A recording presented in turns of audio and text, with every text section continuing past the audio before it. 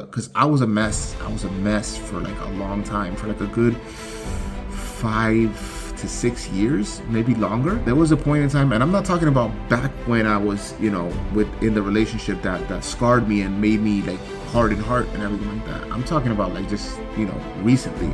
Like I've just started getting a lot better like about a year ago. And this is because I've been doing a lot of work. I do a lot of meditation. I used to try to do things with it, like manifest and create. I've learned since then.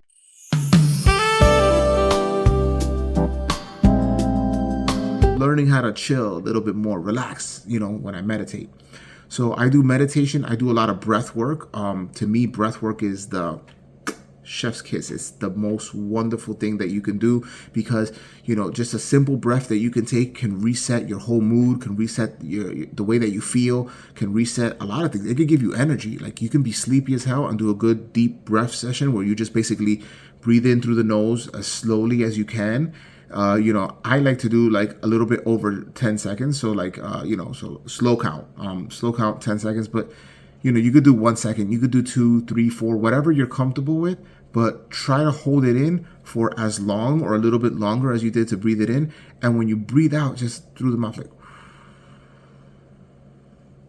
and I guarantee you that you will feel better than you did before you did that. And if you were already feeling good, you're just going to feel more good.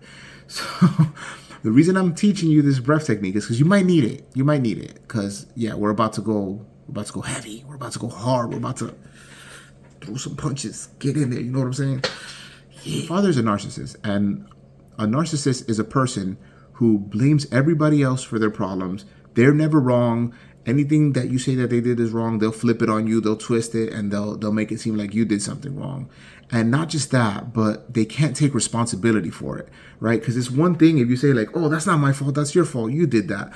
But then you're like, later, like, for example, like I learned a little bit of those traits from my father. So like if my wife tells me like, oh, like because you did this and that, and I'm like, no, I didn't, it's your fault. And I should be like, what? But I didn't do anything. And I'm like, well, because you're a woman and you need to know your place.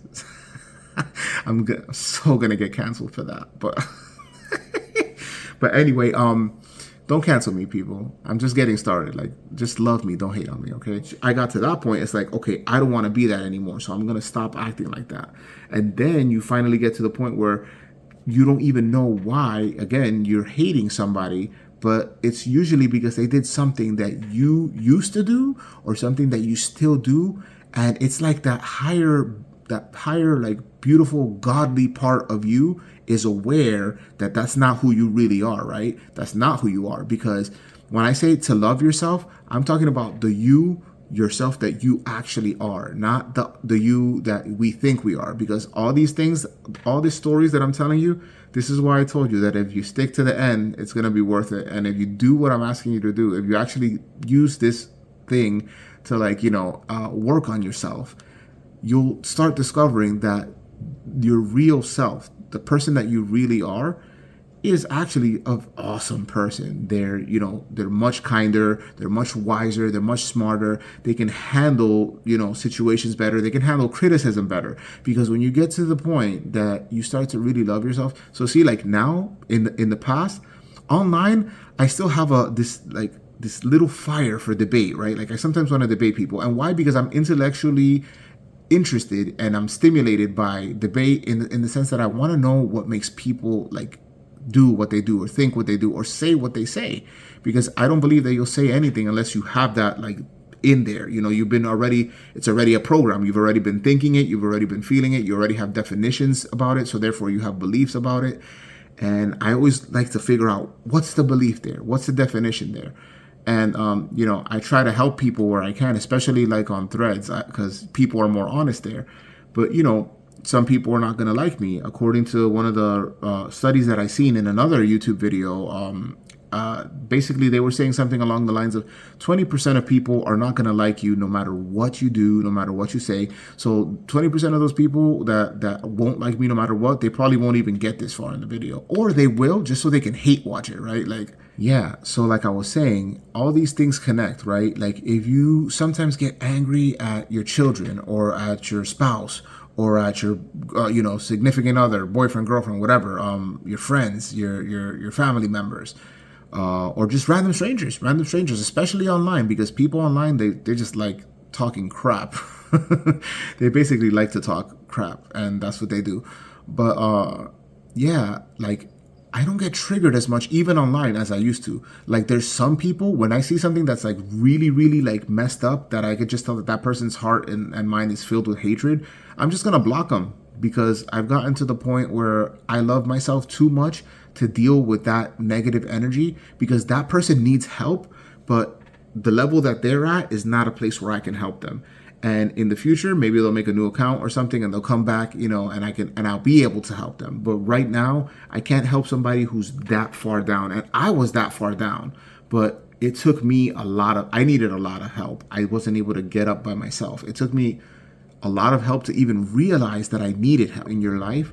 What happens is, it's weird, like your mind, your heart, your subconscious, everything about you starts exerting its control and power over it, right? When you own that, like, I didn't like that this person did that because I used to do that, instead of saying like, I just don't like that person, what happens is you develop a power over it, where it no longer controls you the way it used to. It no longer triggers you the way it used to. It's harder for it to manipulate you. And of course, like everything in life, it's going to take practice. You're not going to get it right on the first try. And if you do, you might be lucky. But if you get it wrong on the second and third and the fourth try, or you get it right even like 3 times in a row and then you can't get it right for another 15 or 20, that doesn't mean that you're not doing your best, and it doesn't mean that you're not doing the work. In fact, a lot of times we relapse when we're doing this work. I could be feeling amazing like I am right now, and then tomorrow just have this really crappy day out of nowhere and not even know why.